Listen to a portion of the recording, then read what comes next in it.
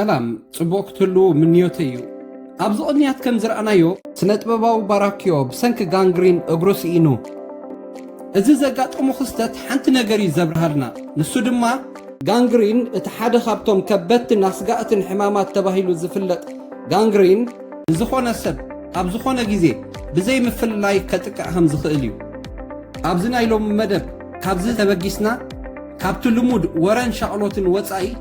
ሓደ ፍሉይ ነገር ክንመሃረሉ ኢና ኣብዛ ቪድዮ ነቲ ብዙሕ ሰብ ብስሙ ጥራይ ዝፈልጦ ጋንግሪን ሳይንሳዊ መበገሲኡ ምልክታቱ ኩሉ ሰብ ብቐሊሉ ኣብ ኣእምሮኡ ክሕዞ ብዝኽእል ኣገባብ ክግለጽ እዩ ልዕሊ ኩሉ ድማ እቲ ዋና መፍትሒኡ ዝኾነ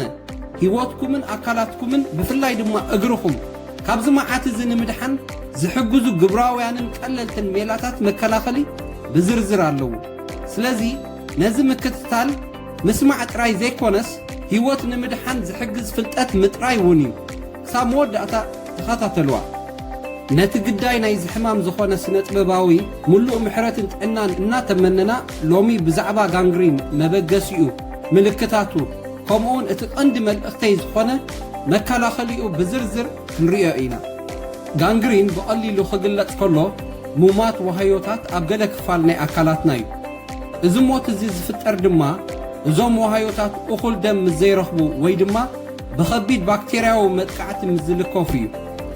ደም ንኣካላትና ኦክሲጅንን መግብን ስለ ዘመሓላልፍ ደም ምስ ዝቋረጽ እቶም ወሃዮታት ይሞቱ ልክዕ ከም ሓንቲ ተኽሊ ማይ ምስ ትስእል እትደርቕ ማለት እዩ ጋንግሪን ዝበዝሕ ግዜ ኣብ እግሪ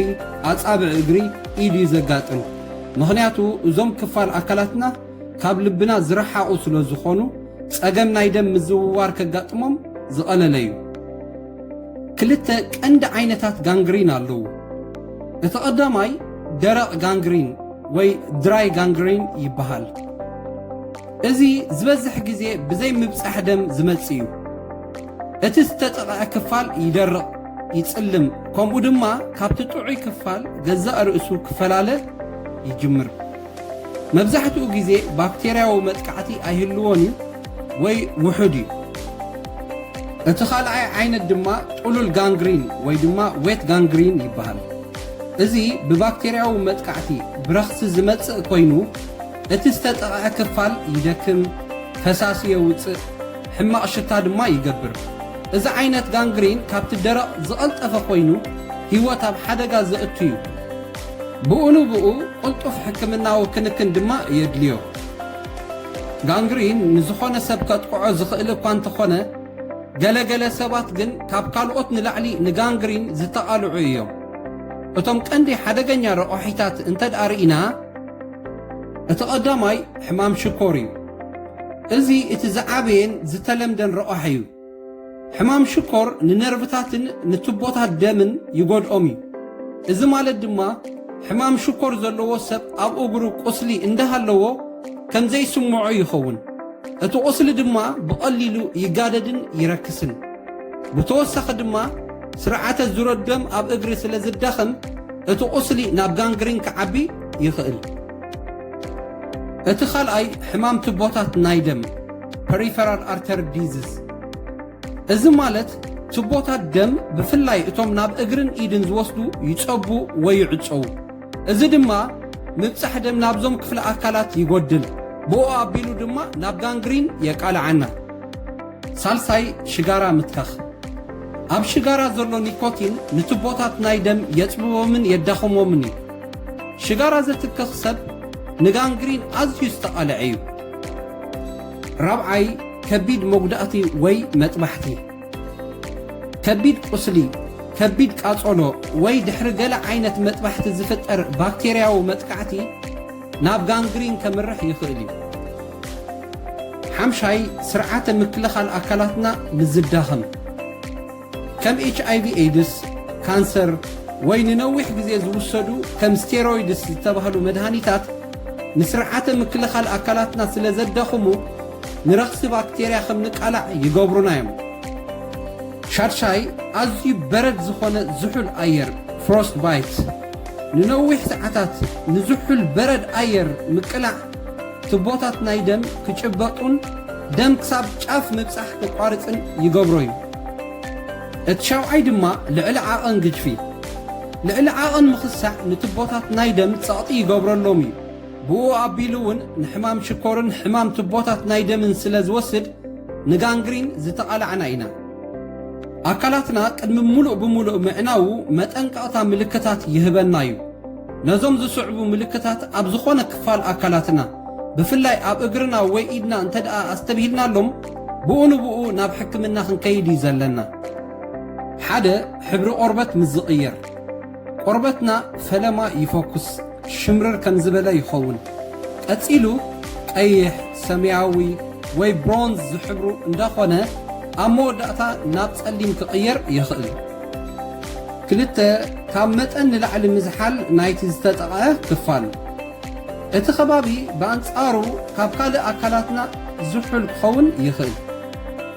ሰለስተ ቃንዛ ፈለማ ቃንዛ ድሓር ድማ ክድንዝዝ ይኽእል ወይ ድማ ከምዚ መርፍእ ዝወግኣካ ሸቕሸቕ ዘብል ስምዒት ክስማዓካ ይኽእል እዩ ኣርባዕተ ሕበጥ እቲ ዝተጠቕዐ ክፋል ይሓብጥ እዩ ሓሙሽተ ዘይሓዊ ቁስሊ ወይ ሕማቕ ሽታ ዘለዎ ፈሳሲ ምዘውፅእ ንእሽቶ ቁስሊ እኳ እንተኾነ ንነዊሕ ግዜ እንተዘይሓውዩ ወይ ሕማቕ ሽታ ዘለዎ ፈሳሲ እንተኣውፅኡ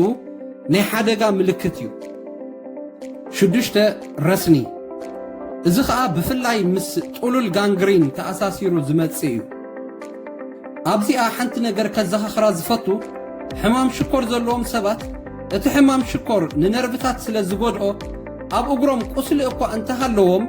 እቲ ምልክታት ጋንግሪን ክጅምር ከሎ ስምዒቱ ስለ ዘይስምዖም ብቐሊሉ ኣየለልይዎን እዮም ስለዚ ሽኮር ዘለዎም ሰባት ፍሉይ ጥንቃቐ ክገብሩ ኣለዎም እቲ ጽቡቕ ዜና እንታይ እዩ ጋንግሪን ኣብ ብዙሕ ኣጋጣሚታት ክንከላኸሎ ንኽእል ኢና እቲ ቀንዲ ምስጢሩ ድማ ጥንቁቕ ምዃን እዩ እዞም ነጥብታት ኣብ ምቁፅጻሩ ሓገዝቲ እዮም መጠን ዓቐን ሽኮር ኣብ ደም ምቁፅጻር እዚ እቲ ኣዝዩ ኣገዳሲ ነጥቢ እዩ ሕማም ሽኮር ዘለዎ ሰብ እንተኾንካ ሽኮርካ ብመድሃኒት ብኣመጋግባ ግቡእ ምንቅስቓስ ብምግባር ምቁፅጻሩ መዓልታዊ እግርኻ ምምርማር ንቁስሊ ንሕብሪ ምቅይያር ከምኡውን ሕበጥ ከይህልዎ ሽጋራ ምትካኽ ንትቦታት ደም ስለ ዝጐድእ ምትካኽ ደው ምባል ጋንግሪን ንምክልኻል ዓብዪ ኣበርክቶ እዩ ዘለዎ ፍሩታ ኣሕምልቲ ፋይበር ዝመልኦ ኣመጋግባ ደም ናብ ሙሉእ ኣካላት ንኽዘዋወር ከምኡውን ንጥዕና ትቦታት ናይ ደም ይሕግዞ እዩ ስፖርት ኣካላዊ ምንቅስቓስ ምግባር ደም ናብ ሙሉእ ኣካላትና ከም ዝዘዋወር ስለ ዝገብር ሓጋዚ እዩ መዓልታዊ እግርኹም ብማይን ሳምናን ምሕጻብ ብፍላይ ኣብ መንጎ ኣጻብዕ ናይ እግሪ ብግቡእ ድማ ክነቅጽ ከም ዘለዎ ምግባሩ ምቹእ ጫማ ምልባስ ጸቢብ ወይ ዘይምቹእ ጫማ ኣይትከደኑ